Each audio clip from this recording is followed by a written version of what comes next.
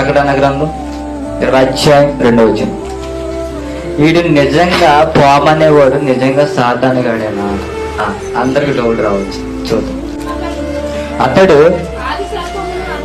ఆది సర్పము అనగా, ఆగని చూడటం, ఆది సర్పం అంటే ఆది అందు ఉన్న సర్పం. ఆది సర్పం అనగా, సర్పం అనగా చూడండి, సర్పం సర్పం చాలా మందికి డౌట్ రావచ్చు. సర్పం ఎవడు?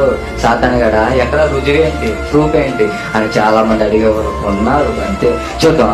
ఆది సర్పం అనగా అపవాదియు సాతాను. చాలండి. ఎవరట?